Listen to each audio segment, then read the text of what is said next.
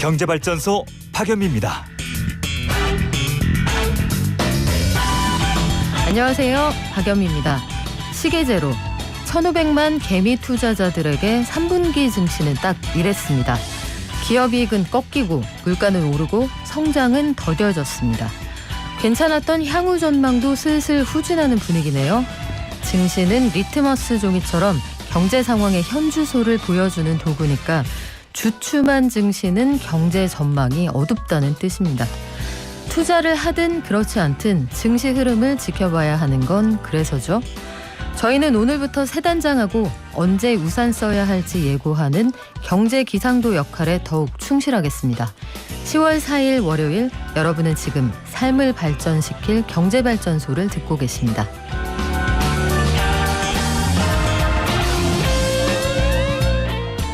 주말 사이에도 여야는 발바닥이 뜨겁게 뛰었습니다. 정치권의 움직임 그리고 어떤 결론들이 나왔는지 여의도 특파원 김도형 기자와 함께 정리해보고요. 코로나19 상생지원금 이제 사용하실 수 있게 됐죠?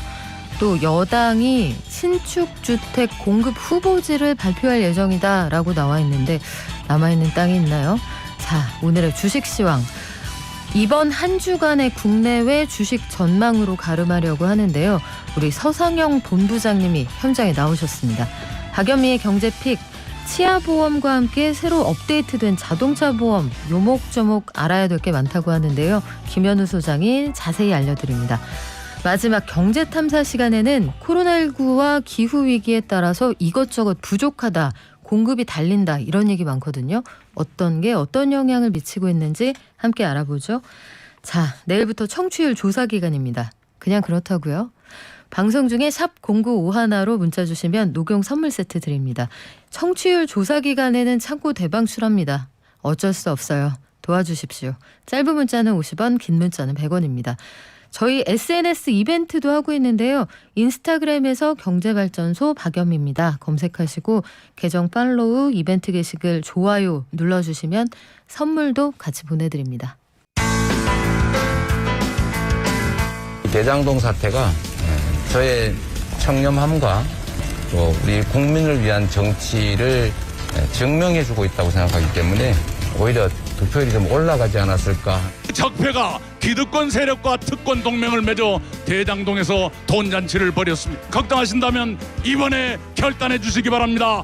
검경이라고 하는 것은 특검이 출범하기 전까지의 증거인멸 방지 조치라든가 이런 거를 좀 해야 되는데 수사 의지가 있는 건지. 흠 많고 의혹 많은 인물로는 본선에서 이길 수가 없습니다.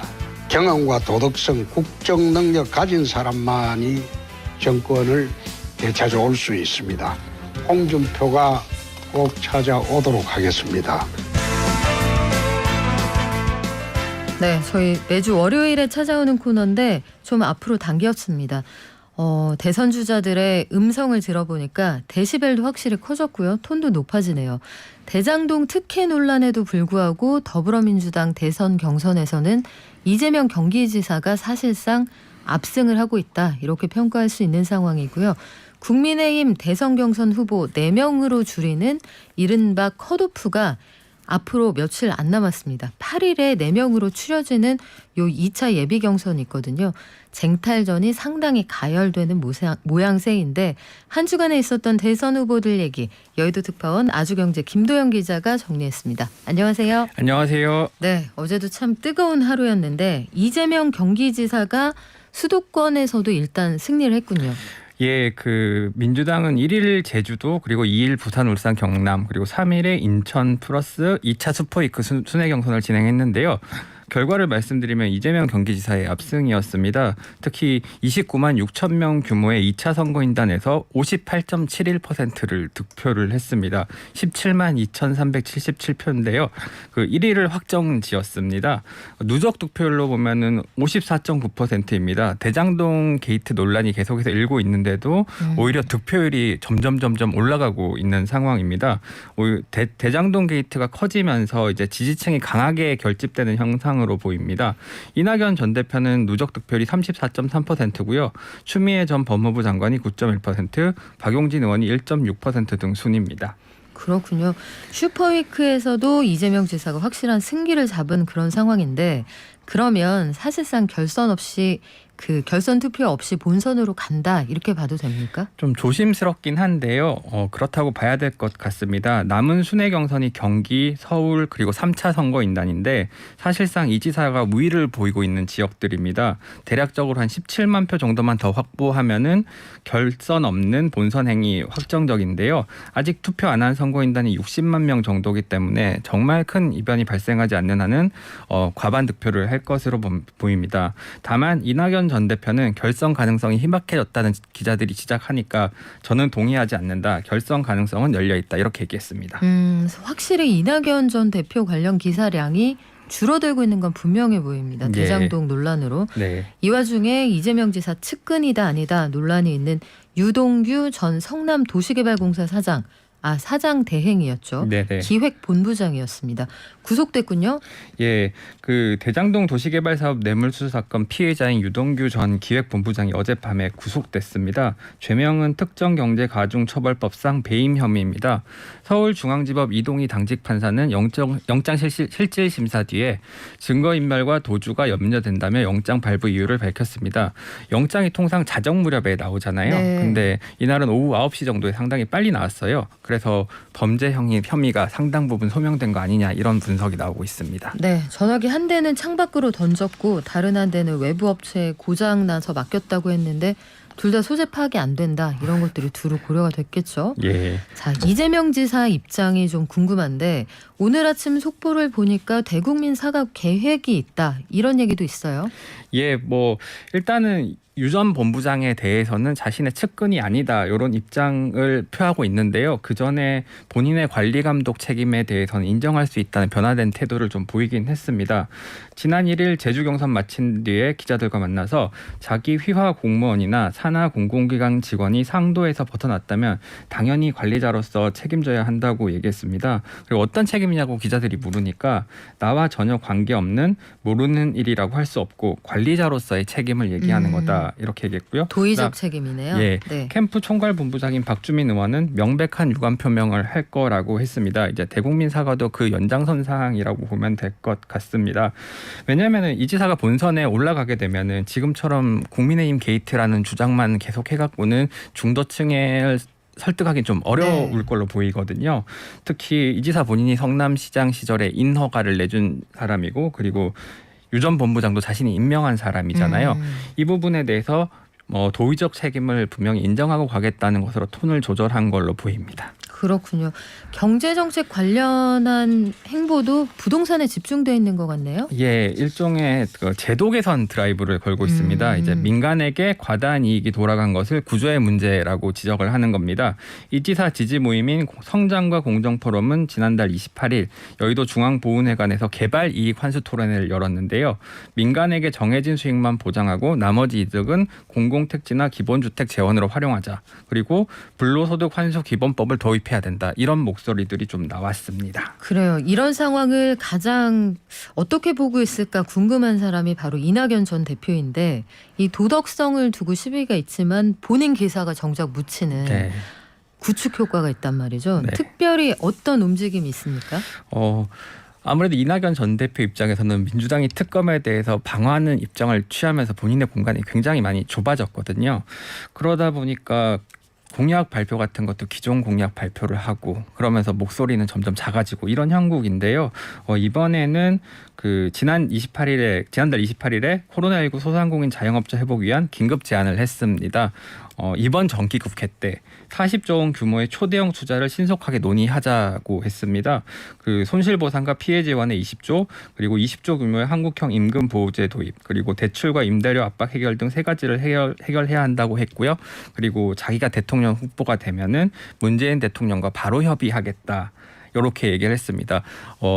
뉴스를 만들려고 애를 많이 쓰는 모양인데 정작 잘 알려지진 않은 것 같습니다. 그래요. 대장동 쓰나미의 모든 뉴스가 이제 빨려 들어가는 그런 분위기인데 네. 수도권 수도권 경선을 앞두고 민주당 주자들이 쓰레기 매립지 관련 공약을 내놨다는데 왜 그렇습니까? 이게 수도권 쓰레기 매립지가 굉장히 중요한 문제잖아요.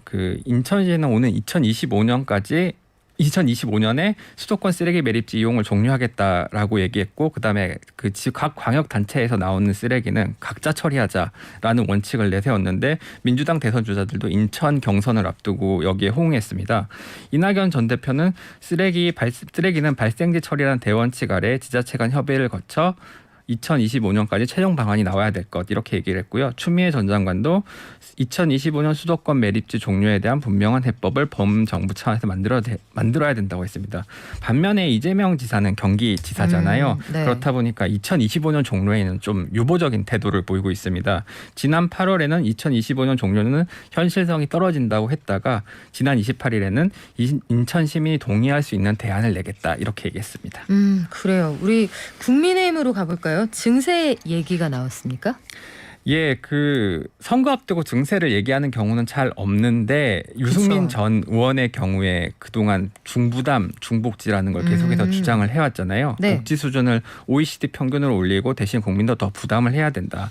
근데 지금 자기가 대통령이 되면은 증세를 하겠다, 이렇게 얘기한 건 아니고 아니고 다 이제 증세를 혹시나 하게 된다면은 어디서 올릴 거냐라고 인터뷰에서 얘기를 했나 봐요. 네. 그러니까 유승민 전 의원이 지금 활용할 만한 재원은 부가세 정도다라고 얘기를 했습니다. 그러니까 토론회에서 이제 증세 얘기가 나오니까 이게 공경 포인트가 되는 거잖아요. 그래서 윤석열 전 검찰총장이 벼랑 끝에 있는 자영업자에겐 부가세 인상은 목줄을 죄는 것, 이렇게 비판을 했습니다. 그러니까 유 전 의원이 네. 부가세는 소비세다, 모두가 같이 내는 거기 때문에 자영업자에게만 피해가 가는 거는 틀리다, 이렇게 얘기하니까 윤 전 총장이 제가 잘못 알았으면 됐다, 이러고 넘어갔습니다. 네, 부가세 10% 다들 아시죠? 소비할 때 붙는 무차별적인 세금을 말하는 건데, 자, 윤석열 전 검찰총장 이 얘기를 네. 안 하려다가 네. 하도들 관심 있어 하셔서 손바닥에 왕자, 이거 뭡니까? 예, 5차 토론회에서 손바닥에 왕자가 적혀진 채로 나왔어요. 이게 다들 모르고 있다가 한 커뮤니티에 이 사진이 올라오면서 기자들도 그걸 보게 된 거죠. 그러면서 이제 좀 폭발적으로 좀 확산이 됐습니다. 그래가지고 제가 그날 당직이라서 전화를 해봤어요. 네. 김병민 대변인한테. 무슨 의미가 있는 거냐. 예. 그러니까 네. 이제 별거 아닌 가십성이다. 네. 그리고 지지자가 적어줬고 손세정제로 지웠는데 안 지워졌다, 이렇게 얘기를 하더라고요. 그래서 제가 궁금해가지고 그 당시에는 3차, 4차 토론회에서도 했는 건 안 알려진 거거든요. 네. 그래서 그러면 예전에는 그런 적이 있느냐라고 물어봤더니 아니, 예전에는 그런 적이 없다라고 하더라고요. 그래가지고 그렇게 기사를 썼는데 그 이후에 3차, 4차 토론회에서도 지지자가 이렇게 적어준 거라는 그런 왕자가 그렇죠. 나타나가지고 좀 많이 당황해하는 모양새더라고요. 그래요. 네임펜으로 썼나 봐요. 잘 안 지워지는 것 같더라고요. 이게 그 대선 때마다 이런 이슈가 있습니다. 과거 대선에서도 보면 무슨 백마가 등장을 하고 사극에서 어떤 후보를 지지해야 하는 그 왕의 말에 표식이 있다, 뭐 별 얘기가 다 나왔었는데 그만큼 치열한 경선이라는 걸 알 수 있겠네요. 네. 자, 이어서 주말 동안 있었던 주요 경제 뉴스 정리해드립니다. 깨어있는 경제발전소. 매일 아침 9시 경제를 이해하는 똑똑한 습관. 경제발전소 박연미입니다. 코로나19 상생지원금, 이거 지원들은 다 마치신 것 같고 지급도 거의 끝난 모양이네요. 예, 소득 하위 88% 국민에게 1인당 25만 원씩 지급했던 국민지원금의 대상자 96.6%가 받은 것으로 2일 나타났습니다. 지난 1일 기준으로 했을 때 4,177만 9천 명에게 10조 4,448억 원을 지급을 했습니다. 전 국민의 80.8%가 지급을 받은 셈입니다. 지급 수단별로는 신용카드나 체크카드가 3,050만 4천 명, 지역사랑 상품권이 712만 7천 명, 선불카드 414만 8천 명 등입니다.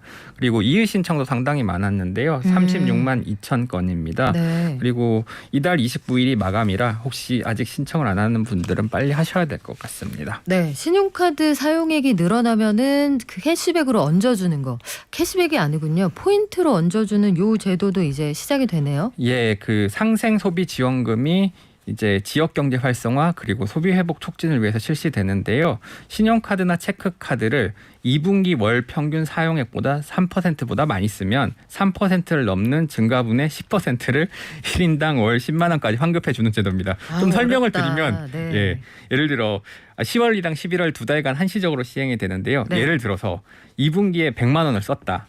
그리고 10월에 카드를 153만 원을 썼다. 그러면은 53만 원을 더 쓴 셈이잖아요. 그러면 3%인 3만 원을 제하고 50만 원의 10%인 5만 원을 캐시백으로 주는 구조입니다.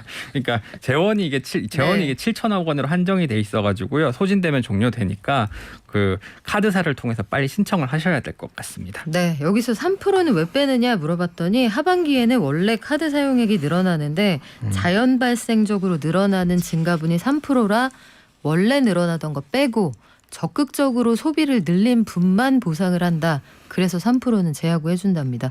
자, 민주당이 신축 주택 공급 후보지 선정했다고 하는데 요거 실현 가능성만 간단히 들어볼까요? 예, 이 민주당이 지난 1일 서울과 경기 일대에 1만 120호의 신규 주택을 공급하겠다고 발표를 했는데요. 뭐 구체적으로 뭐 서울 구로, 강동, 그다음에 관악, 그다음 경기 수원 등에다가 이렇게 얘기를 했습니다. 근데 선정된 부지를 내년 중에 지구 지정한 뒤에 2023년 하반기부터 사전 청약을 받는다는 계획인데요. 실현 가능성을 조금 두고 봐야 되지 않을까 싶습니다. 네, 이건 뭐 내년 대선 이후에 정치 지형에 따라 또 달라질 수가 있겠네요. 알겠습니다. 지금까지 아주경제의 김도형 기자였습니다. 고맙습니다. 감사합니다. 개미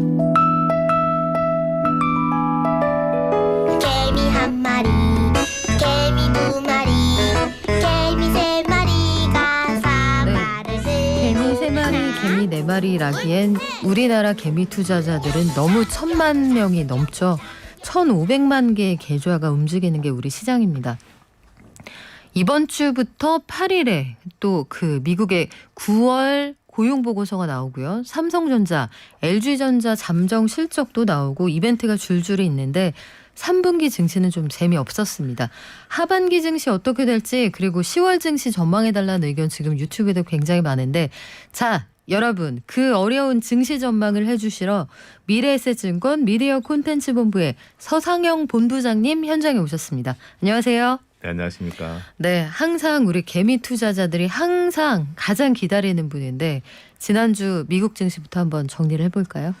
일단 미국 증시 같은 경우는 장 초반만 하더라도 별로 안 좋습니다. 신용평가사 피치가 미국의 신용등급 야 너 자꾸 이렇게 정치 불확실성이 높아지면 강등시킨다? 네. 뭐 이런 식으로 겁을 주니까 일단 2011년도 8월 달에 그 악몽 때문에 좀 하락을 하다가 재차 이제 원래 이제 장 초반 장 시작하기 전에 머크가 이제 코로나 치료제 발표를 했었잖아요. 네, 우리 알약 먹으면 그렇죠. 이거 이번에를 안 해도 됩디다 뭐 이런 얘기가 나오더라고요. 네, 그러면서 이제 상승을 부각이 시작을 했고 더 나아가서 1조 2천억 달러 규모의 인프라 투자와 관련된 그 협상이 지속적으로 진행이 되면서 상승폭을 확대하면서 마감을 했고요.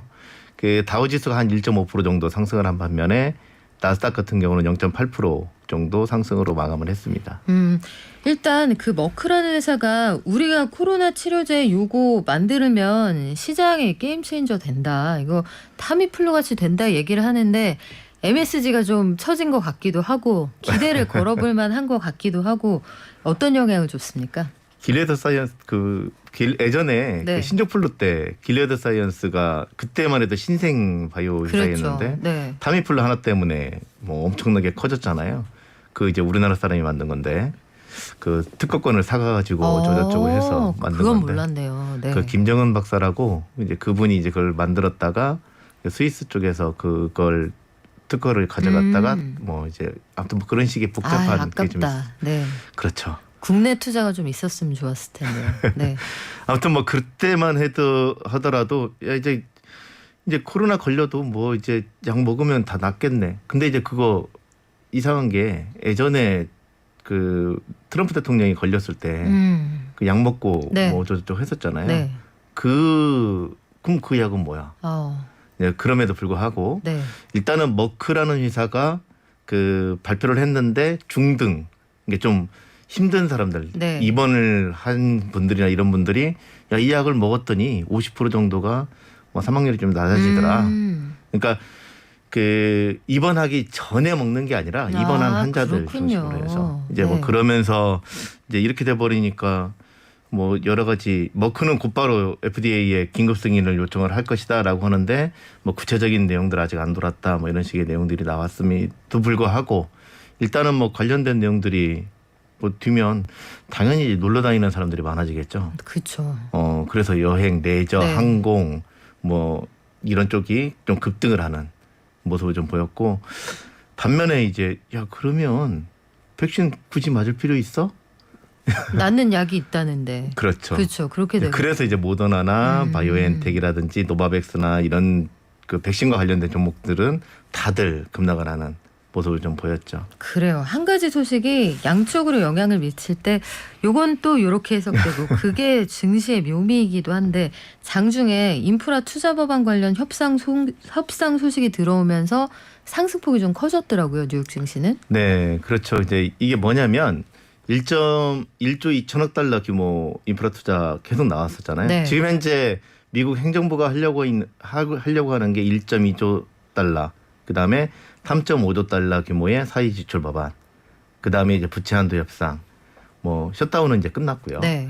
이제 이런 내용들이 좀 계속적으로 나오는데 장중에 이제 1.2조 달러, 1조 2천억 달러 규모의 인프라 투자와 관련돼 가지고 민주당 내에서 이제 막 서로 어쩌고저쩌고 하면서 합의를 하고 네. 뭐 공화당에서 뭐 움직이고 뭐 이런 식의 움직임이 계속적으로 있었거든요. 그랬는데 이제 문제는 이제 이게 진보 성향 쪽에서는 3조 5천억 달러 규모부터 먼저 그 사회지출 법안부터 먼저 해야 된다. 이 인프라 투자를 먼저 하게 되면 야, 이렇게 돼버리면 우리가 원래 추구하려고 하고 있는 중산층이라든지 이런 쪽을 위한 사회지출 법안 이게 너무 장기화되고 통과 안 될 수도 있다. 네. 그러니까 이거부터 먼저 하자. 그리고 나서 1조 2천억 달러 규모를 그 다음에 이제 처리를 하자. 뭐 이런 식의 내용들이 계속 왔다 갔다 했었는데 결국은 이제 계속 협상이 진행이 되고 뭐 바이든 대통령이 민주당 의원들 백악관으로 두라. 해가지고 이제 협상을 하겠다. 뭐 이런 식의 내용들이 나오면서 상승폭을 좀 확대했는데요. 네. 장 끝나고 나서 이게 그 낸시 펠로시 하원 의장이 야 지금 당장 이거 표결을 붙이면 이거 실패하니까 10월 31일까지 연장하겠다. 뒀다가 하자. 네. 네. 그러니까 이게 지금 논란들이 좀 많아요. 이게 뭐냐면 방금 전에 말씀드렸던 것처럼 약 한 95명 정도가 진보 성향을 가지고 있는 게 그 엘리베스 워런 네. 상원 의원이라든지 버니 샌더스 의원 같은 경우가 속해 있는 진보 성향의 코커스 그 의원들이 95명 정도 되는데 이 사람들이 지금 현재 방금 전에 말씀드렸던 것처럼 3조 5천억 달러 사회 지출 법안을 먼저 통과시켜야 된다고 계속 주장을 하고 있고요. 그 다음에 이제 1.2조 달러 같은 경우는 지금 공화당이나 민주당이나 미국 가보시면 이거 고속도로가 아니에요. 아, 엉망진창이에요. 그렇죠. 예. 그리고 다리가 언제 무너질지 모를 정도로. 아니 그리고 고속도로 통행료도 사람이 없어서 받을 때도 있고 안 받을 때도 있고 맞아요. 전선 이렇게 다 내려와서 높은 차는 걸리게 생겨 있잖아요. 네네. 네. 네, 그런 것들 때문에 먼저 해야 된다는 건 누구나 다 알고 있는데 이게 이제 걸리는 거죠. 네, 그래서 이제 서로 치고패고 싸먹으러 하고 있는 상황에서 인프라 투자라고 하면 경기 살리는 게 먼저냐 아니면 철학적으로 우리가 지향하는 그렇죠. 다 같이 잘 먹고 잘 살자는 게 먼저냐 이게 부딪힌다는 얘기인데 장 초반에 또 하락 요인으로 꼽혔던 게 부채 한도 협상 이슈예요. 이거 네네. 계속 한 며칠 말씀드리는 것 같은데 요건 어떻게 가닥이 잡혔습니까? 가닥은 안 잡히죠. 잡힐 수가 없고요. 네. 이게 이 부채 한도 협상을 바라보는 관점 자체가 틀려요. 네. 이게 공화당 입장에서는 한 발 물러서서 야 민주당 니네들끼리 싸우는 거 우리 구경하고 있을게. 이거 통과 안 되면 니네들 탓이야. 라고 주장을 하고 있고요. 네. 민주당 입장에서는 야 공화당 니네들 빨리 와서 이거 좀 처리를 하자. 이거 큰일 날 것 같아. 앨런 재무장관이 그 얘기를 했었거든요. 만약에 이게 통과 안 되면 미국이 사상 초유로 디폴트가 나고 난리가 난다. 금융시장에 문제 생기고 뭐 이런 식의 내용들을 겁을 줬음에도 불구하고 일단은 이 부분에 대해서는 한 발 물러서 있는 거거든요. 왜 그러냐면 공화당 입장에서는 네. 야 부채 상한한도 협상, 부채 한도가 유예를 한다. 야 이거는 너희들 민주당 너희들이 3조 5천억 달러 규모의 사회지출 법안을 통과시키려고 하는 수순 아니냐. 시간 끌기 아니냐. 네, 그걸 네. 이제 그걸 위해서 부채한도 유예를 하려고 한다라고 생각을 하고 있기 때문에 공화당은 이걸 반대를 하고 있거든요. 근데 2011년도 8월달에 S&P가 미국의 신용 등급을 처음으로 강등시켰을 때, 야, 천조국도 강등이 되는군요. 네, 그때 트리플A에서 이제 강등을 시켰을 때 왜 강등시켰냐면 그때도 이 이슈였어요. 부채한도 부채한도 협상 협상이. 가지고 민주당과 공화당이 치고펴고 싸움을 하고 네. 있어서 야 너희들 이렇게 정치 불확실성이 높아지면 금융시장의 문제, 채권시장에 문제가 생기기 때문에 너희들의 신용등급을 강등시킨다. 그 다음 금요일 날 장 마감 후였거든요. 네. 월요일 날 우리나라 증시 폭락을 하고 미국 증시 한 6% 빠지고 그러니까요. 이제 그 우려가 좀 있어서 이 우려가 높아지고 있는데 피치가 갑자기 이제 장 초반에 야 너희들 자꾸 이러면 니네들 지금 2020년 7월달에 일단 AAA지만 그 전망치를 하향 조정을 했거든요. 그쵸. 부정적으로. 근데 이제 이거 야 니네들 자꾸 이러면 그 신용등급 강등시킨다. 이 겁을 딱 줘버리니까 시장이 그때 좀 흔들렸죠. 이게 그래서 부채한도 협상 이슈가 남의 나라 부채한도 협상 이슈를 왜 그렇게 얘기를 해요 하실지 모르겠지만 요게 잘 안 풀려서 만약에 미국의 신용등급 전망에 문제가 생기면 등급이 있고 등급 전망이 있잖아요. 등급 전망은 한 반년 뒤에 요 상태가 유지되면 등급을 다운시킬 수도 있어. 이런 시그널인데 이런 시그널이 나오면은 우리 증시에도 굉장히 영향을 미치는 그런 이슈라 저희가 반복적으로 알려드립니다. 자, 그러면 우리 투자자들 연휴에 가장 관심 있는 게 3분기에 떨어진 내 주식이 오를까요? 이거랑 비자발적으로 발효되고 있는 제 증권 계좌 이거 어떻게 그 10년 묵은지로 만들어야 됩니까? 아니면은 손절해야 됩니까? 이런 것들이에요. 어떻게 해야 됩니까? 일단은 지난 금요일과 주말에는 상당히 좋은 내용들이 좀 많았고요. 그렇죠. 일단 머크 효과가 계속적으로 이어지고 있다고 보시면 돼요. 다만 이 머크 효과가 게임 체인저가 되기 위해서는 이게 FDA라든지 여러 가지 불확실성이 다 없어져야 되는데 아직까지는 좀 불확실하거든요. 네. 그래서 이제 호주 같은 경우 지금 현재 1% 정도 상승을 하고 있지만 일본이 한 0.6% 정도 상승을 하고 있거든요. 0.4% 정도 상승폭을 좀 줄이고는 있는데 극단적으로 이제 확 돌아섰다라기보다는 네. 일시적으로 좀 최근 들어서 하락에 대한 이제 반발 매수가 좀 유입될 가능성은 좀 있어요. 다만 이제 그 머크가 미국 장도 잘 보면 머크는 장 시작 전에 발표를 했는데 그 효과가 컸으면 장 초반에 피치의 발언에도 불구하고 상승을 했었어야 하잖아요.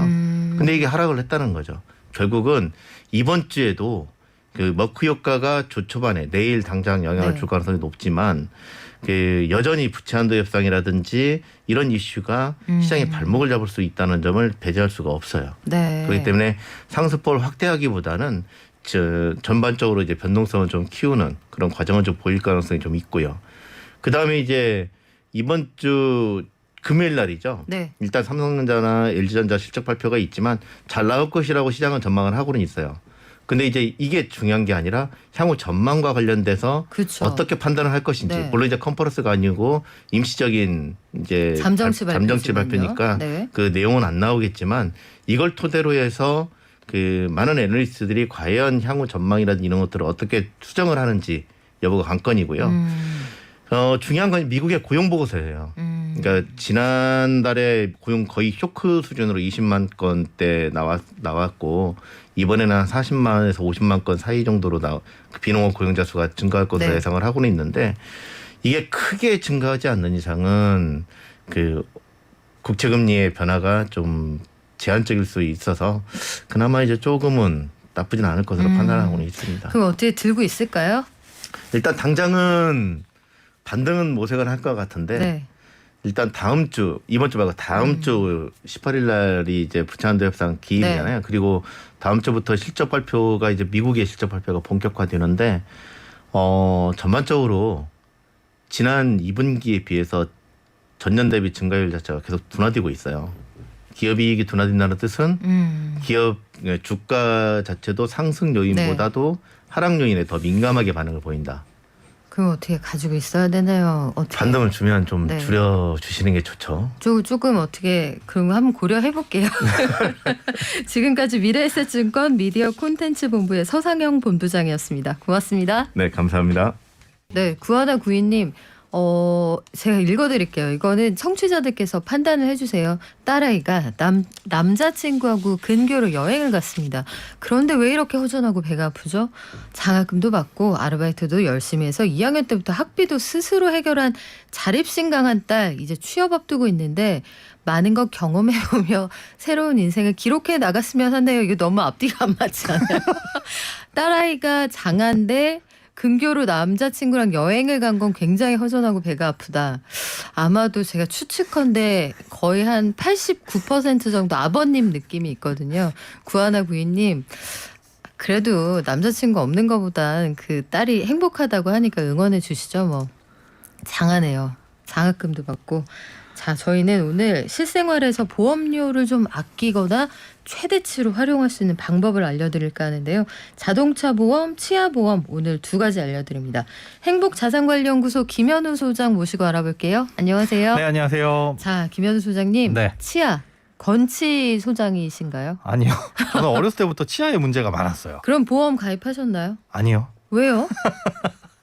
문제가 많았기 때문이라고 할 수도 있습니다. 치아 보험에 소비자들에게 유리한 구석이 생각보다 많지 않았다. 네, 제가 치아보험을 가입함으로 인해 가지고 어떤 득을 가져가기에는 네. 이 치아보험의 구조 자체가 참 어렵구나. 네, 그래서 그냥 차라리 내 돈으로 하자라는 생각이었습니다. 그래요. 그러면 가입하는 게 나은 분들도 있을 거 아니에요. 그렇죠. 이게 가입하는 게 더 나은 분들은 누구냐 하면 지금 당장엔 치료하지 않아도 되는데 향후 1년에서 2년 후에는 돈 들어가는 즉 임플란트 같은 치료를 꽤 많이 해야 될 게 거의 확실시 되시는 분들. 이게 선천적으로 좀 치아가 약하셔가지고 잇몸이 약하시거나 해서 한 40대 후반 50대가 네. 되면 뭐 치아가 안 좋아지시는 분들도 계시고요. 아니면 지금은 그냥 버틸만 한데 우리가 사실 뭐 치아 오식증이라고 부르는 충치 같은 경우에는 당장에 조금 문제가 생기면 버틸 수가 없잖아요. 이런 그쵸. 건. 그런데 그런 게 아니라 치아가 지금 한두 개 정도 없어가지고 임플란트 같은 걸 해 넣어야 되는데 당장에 불편함은 없고 한 1년 정도는 참을 수 있다 하시는 분들 같은 경우에는 그래도 치아보험이 조금은 쓸모있지 않을까 생각되긴 합니다. 네, 본인은 치아가 약한데 안 들었다면서요. 임플란트 할 수준까지는 아니고 내가 한번 관리를 해볼 자신이 있다. 뭐 치아가 삐뚤빼뚤하게 나거나 어렸을 때부터 그래서 교정이 필요한 꽤 네. 돈은 많이 들어가는데 이걸 딱히 어떻게 뭔가 해결할 수 없는 수준이라 그렇군요. 네.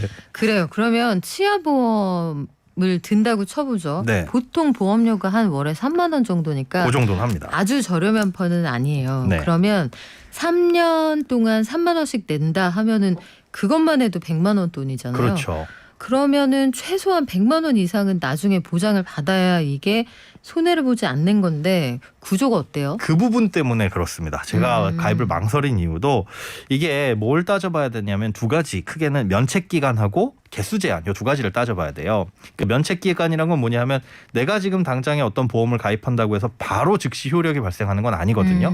암보험도 마찬가지로 이런 치아보험도 가입을 해놓고 일정 기간 보통 90일에서 180일입니다. 그러니까 3개월에서 6개월 사이에 일어난 어떤 그 치아에 관련된 보장은 안 해주겠다라는 거고요. 네. 그 면책 기간이 지나더라도 다 해주는 게 아니라 또 절반만. 그러니까 100만 원을 주기로 했는데 90일 이내에 일어나면은 한 푼도 안 드리고요. 90일이 넘어가서도 1년 이내에 벌어진 일은 저희가 50만 원만 드릴게요. 이야. 이런 식으로 면책 기간하고 그 금액 제한이 있기 때문에 이런 부분을 따졌을 때 내가 당장에 지금 치아가 아프거나 요거 지금 임플란트를 해야 되는데 심지어 병원을 갔더니 요거 하시는 게 좋습니다라고 한 상태에서 보험 가입하는 건 의미가 없다는 거고. 아플 땐 이미 늦었군요. 그렇습니다. 네. 그리고 이제 개수 제한도 있어요. 그래 좋아 1년은 내가 버틸 수 있어. 이 면책 기간은 좀 버텨가지고 한 달에 3만 원씩 36만 원 정도 내고 임플란트 한 150만 원 들어가는데 보험금으로 나오는 거 보니까 한 100만 원은 나온대.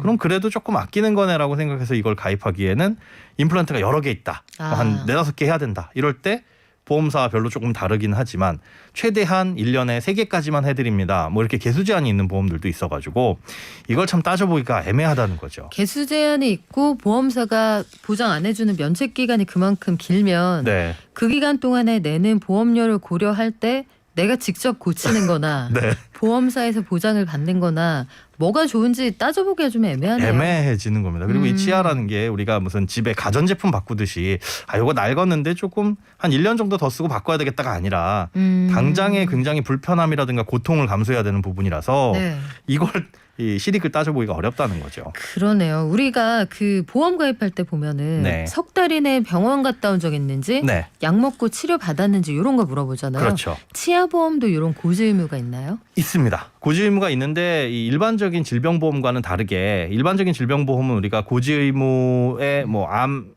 보험 같은 걸 가입할 때 관련된 질환이 있으면 가입을 아예 거절하거나 뭐 이런 식이 되잖아요. 그런데 치아보험 같은 경우는 아예 거절되는 경우는 거의 극히 드물고요. 해당 치아를 보장하지 않는, 즉 뭐 안쪽에 어금니를 지금 충치치료를 받고 있습니다라고 한다면은 그걸 고지했을 때 그 부분은 그럼 안쪽 어금니는 저희가 보장해서 빼고 그건 보장하지 않고 나머지 치아만 가입해드리겠습니다라고 하는 식이에요. 그래서 이런 치아보험들 같은 경우에도 고지 의무를 제대로 이행하지 않았다. 그럼 나중에 당연히 보험 계약을 보험사 측에서 해지할 수 있는 사유가 될 수도 있고요. 그리고 보장을 당연히 못 받게 된다는 거니까 이 부분도 치아보험 가입할 때도 당연히 고지 의무는 이행을 하셔야 됩니다. 소장님하고 의견이 비슷한 분 계시네요. 9649님이 제가 치아가 다 충치였습니다. 그런데 저 같은 경우에는 이익이었지만 한두 개가 썩은 분들 이거 치아보험 네. 손해입니다. 맞아요. 그러니까 보는 정도로 나 정도로 치아 상태가 안 좋아진 사람이면 몰라도 맞습니다. 그러니까 한두 개 가지고는 치아보험으로 이게 보장이 이익이라고 할 수 없다라고 하셨는데 잘 따져보셔야 되겠네요. 특히나 그래요. 이제 치아 우식증, 이빨이 썩는다라고 표현하잖아요. 이거 같은 경우에는 우리가 건강보험이 적용되는 아말감 치료는 굉장히 싸고요. 네. 레진이라든가 금 같은 걸 넣게 되는데 이건 좀 비싸잖아요. 금으로 크라운 하게 되면 한 4, 50만 원 그쵸. 하는데 이거에 대한 보장 같은 경우는 한 7만 원에서 10만 원 정도밖에 안 해줍니다. 결국은 내 돈 모아서 하는 게 더 유리하기 때문에 사실 치아보험이라고 부르기보다는 임플란트 보험 혹은 틀니보험에 가까운, 그러니까 임플란트나 틀니를 할 때나 거의 보험의 효율을 낼 수 있는 보험이라고 생각을 하시는 게 좋습니다. 요거는 투자하는 시간과 돈 대비 효율을 한번 따져보셔야 될 것 네. 같은데 자 이번엔 자동차 보험 얘기 좀 해볼까요? 네. 우리 자동차 보험, 운전자 보험 얘기 많이 했었는데 네네. 그 짧은 시간 사이에 또 뭔가 달라진 게 있다고요? 달라집니다. 네. 이게 우리가 자동차 보험 사고 나면 과실 따지잖아요. 그렇죠. 누가 더 잘못했냐 덜 잘못했냐 따져가지고 그에 따라서 우리의 자동차를 수리할 때 수리비를 얼마를 보상해 주냐 달라지는데 예를 들어서 7대3 이런 거요. 네 그렇죠. 제가 박현미 기자님 차를 박았어요. 어허. 9대1입니다. 제가 거의 다 잘못했고 목 잡아야죠. 네. 일단 목 잡기 전에 차가 망가졌을 거 아니에요. 그렇죠. 9대1이면 기자님이 수리하는데 들어가는 수리비 중에 90%를 제가 물어주는 거예요. 그러니까 즉 한 1,000만 원이 나왔다. 그러면 900만 원은 제 보험회사에서 나가고 네. 제 차가 망가진 것도 있을 거잖아요. 제가 잘못했지만. 그런데 그중에서 어쨌든 10%는 기자님의 과실이니까 제 차 수리비는 100만 원이 나왔다. 그중에 10만 원은 기자님 보험사에서 주는 겁니다. 이렇게 과실을 따져서 네. 우리가 수리비를 제공을 해주는데 문제는 사람이 다쳤을 때 치료비는 과실과 상관없이 상대방 쪽에서 다 해준다는 것. 그래요? 네. 그래서 제가 만약에 잘못은 정말 과실은 거의 다 했는데 크게 다쳤다. 혹은 그냥 그냥 요즘에 일도 안 되는데 병원 가서 누워야겠다. 보통 우리가 나이롱 환자라고 네. 하잖아요. 이렇게 됐을 때 치료비가 얼마가 나오든지 간에 제 치료비가 1,000만 원이 나오건 뭐 100만 원이 나오건 상대방 피해자 측에서 다 대줘야 되고. 진짜요? 네. 기자님은 바빠가지고 병원도 제대로 못 가고 네. 한 치료비가 10만 원 나왔다. 그러면은 저희 보험사 쪽에서는 10만 원만 거의 내게 되는 약간 겁니다. 불공평한 것 같은데 제가 실제로 그런 경험이 있거든요. 정말 먹고 사느라고 네. 생업 전선에 나오느라고 제대로 입원 치료 이런 걸 못했는데 네. 요거를 생각해 보시면 요즘 불합리하다는 생각하실 수도 있을 것 같아요. 그렇습니다. 우리나라 민법에 명시되어 있는 과실 책임주의라는 것에서 벗어나는 거예요. 그러니까 과실을 따져가지고 보상을 해줘야 되는데 이것만큼은 거기서 벗어나거든요. 그래서 이게 바뀝니다. 이제 앞으로 경상 환자에 대해서는 이 치료비는 서로 간에 과실 비율을 따져서 적용을 한다. 그래서 좀 전 같은 상황에서 제가 9대 1이 나왔다. 제가 9만큼 잘못했으면 저는 10%만큼만 보호를 받을 수 있는 거죠. 상대방 보험사에서. 그리고 나머지는 저희 보험사 혹은 제 돈으로 알아서 해야 되는, 그렇게 약간은 합리적으로 바뀐다라고 하는 거고, 다만 이제 경상 환자에 대해서 바뀌는 부분이다. 이렇게 이해를 하시면 됩니다. 그 경상 환자가 만약에 장기 치료를 받는다. 네. 이럴 때는 어떻게 해요? 장기 치료 받는 경우에도 진단서를 첨부해야 돼요. 그러니까 교통사고 나보신 분들 알겠지만 네. 진단으로 뭐 2주 진단이 나왔다, 네. 3주 진단이 나왔다라고 하면 딱 2주만 치료받을 수 있습니다, 3주만 치료받을 수 있습니다는 아니거든요. 내가 아프다라고 고통을 호소하면 2주건 3주건 4주건 계속 통원 치료를 받으면서 치료를 병원을 다닐 수가 있어요. 네. 이것도 사실은 이 불필요한 의료비가 늘어나고 보험료도 올라가게 되는 그런 요인 중에 하나죠. 그런데 앞으로는 경상 환자일 경우에는 4주가 넘어갈 경우엔 병원에서 진단서를 반드시 첨부를 하도록, 그래야 보험금 지급이 가능하도록 바뀝니다.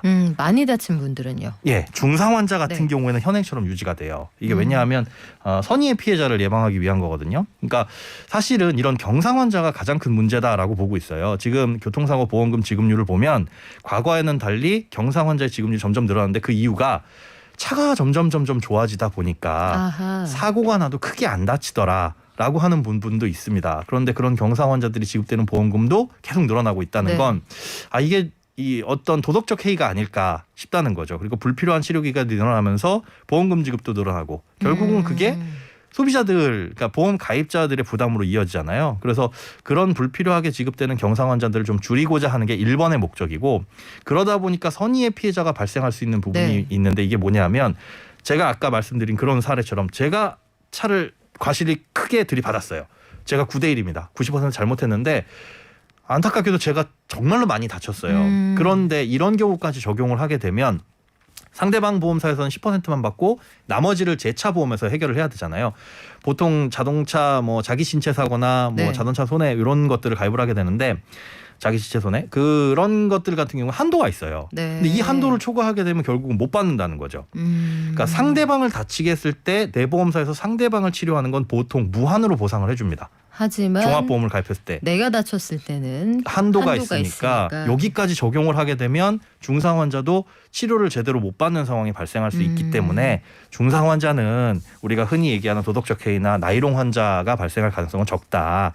실제로 치료를 못 받는 케이스는 막기 위해서 여기는 좀 예외로 하자 해서 중상 환자는 예외를 두고 있습니다. 그래요. 결국은 사회적으로 낭비되는 비용을 좀 줄이자는 거잖아요. 네, 그리고 그렇습니다. 보험료가 올라갈 수 있는 유인들을 좀 줄여보자 이런 얘기인데, 언제부터 달라집니까? 요게 조금 오래 걸려요. 2023년 1월 1일부터입니다. 오. 내후년 1월 1일부터인데 네. 왜냐하면 이건 약관이 바뀌고 나서부터 해야 돼요. 근데 네. 자동차 보험은 1년마다 한 번씩 가입하잖아요. 그러면 다들 가입 시점이 달라가지고 오늘부터 자 이번 달부터 적용합니다라고 해도 지난달에 보험 가입하신 분들은 1년이 넘어가기 전까지는 그 약관이 옛날 약관을 적용받는 거다 보니까 우리나라 사람들 모든 약관이 1년 순환으로 한 번씩 다 돌아가고 나서 전부 다 적용되는 2023년 1월 1일부터 모두에게 적용된다 이렇게 보시면 됩니다. 그렇군요. 이거 다 한 번씩 돌아가고 나서 네. 모두 출발점이 같을 때 네, 그래서 2023년 1월 걸 지금 알려주는 거군요. 네 맞습니다. 알겠습니다. 지금까지 행복자산관리연구소 김현우 소장이었습니다. 깊이 있는 경제발전소 박연미의 경제탐사. 네, 시그널이 좀 무섭죠. 어떠실지 모르겠네요. 중국의 전력 부족 얘기가 계속 나오고 있는데 이게 전 세계 제조 라인을 못 돌리게 하는 요인이 된다고 합니다. 에너지부터 식량, 물류까지 다 부족한 게 문제라고 하는데 참세상연구소 홍성만 실장님 오셨습니다. 안녕하세요. 네, 안녕하세요. 자, 글로벌 공급망이 교란되고 있다 이런 얘기가 나와요. 네. 공급 문제는 왜 시작된 거예요? 뭐 원인이 여러 가지가 있는데요. 뭐 에너지 문제를 좀 보면은 이제 풍력 같은 이제 재생에너지 발전 축소되고, 그리고 이제 석탄 수급이 불안해지면서 중국의 이제 전력난이 가중된 거. 그리고 식량 부족, 식량 위기에서는 이제 기후 위기가 이제 직접적인 원인이 좀 되고 있고요.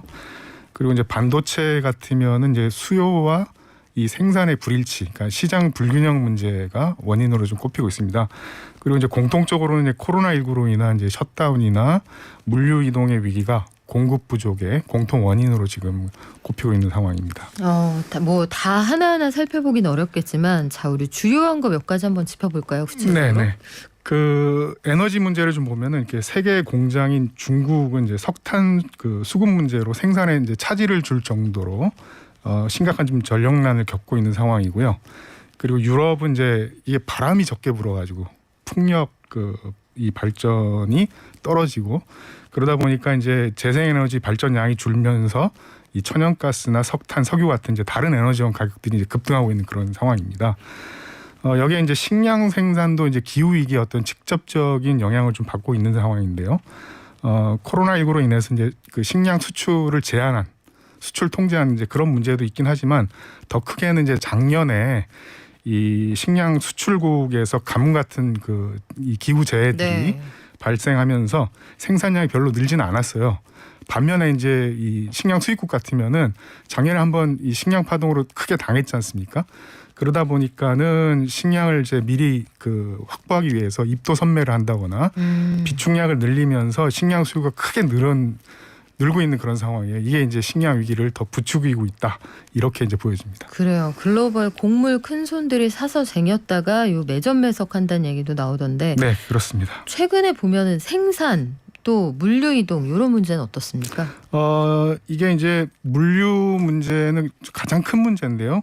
이게 이제 사실 기술이나 어떤 생산 문제라기보다는 사람 문제입니다. 결국에는. 대표적으로 이제 산유국인 영국에서 이번에 이제 트럭 운송 노동자가 부족해서 석유 부족 사태를 심각하게 좀 겪고 있는 그런 상황이 대표적으로 거기서부터 시작되는 거예요. 네네, 그렇습니다. 가령 이제 그 선원들 같으면은 일단 배를 타면은 다른 나라에 지금 도착을 해도 내릴 수가 없어요.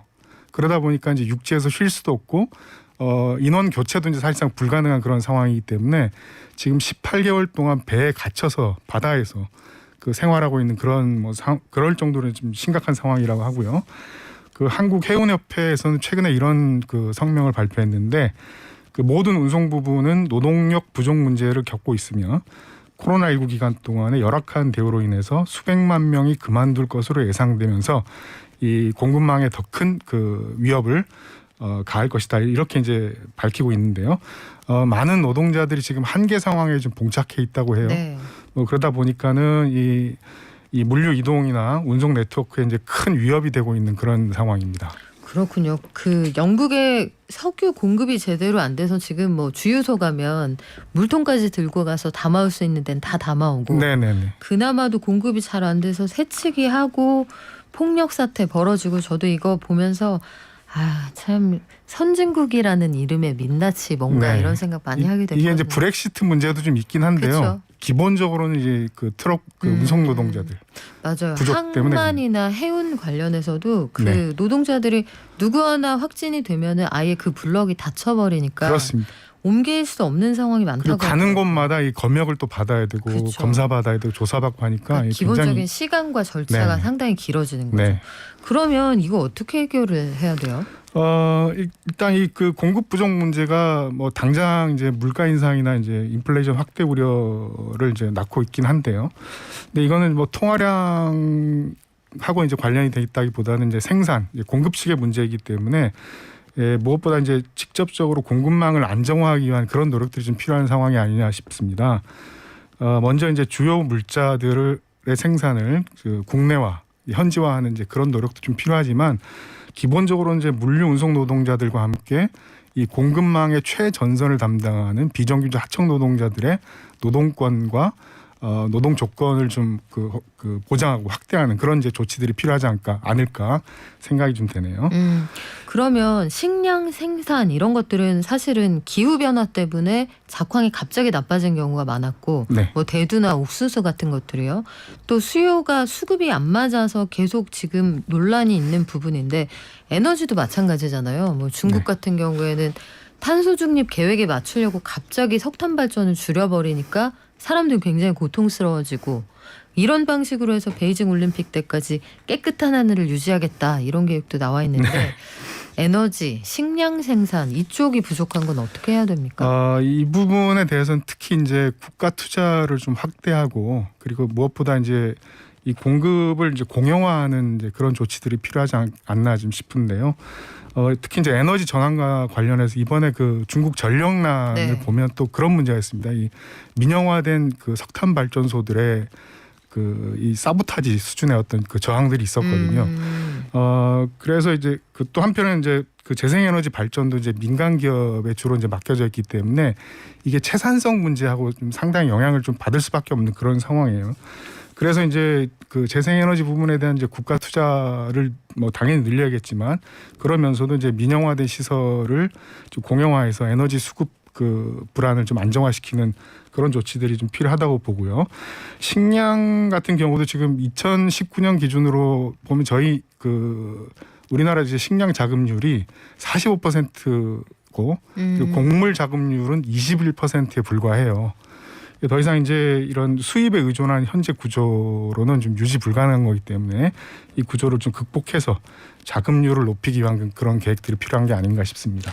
그래요. 참 많은 고민이 필요해 보입니다. 식량 자급률이 떨어진 건 채산성이 떨어지고 우리가 비교 우위에서 밀렸기 때문도 있는 건데 네.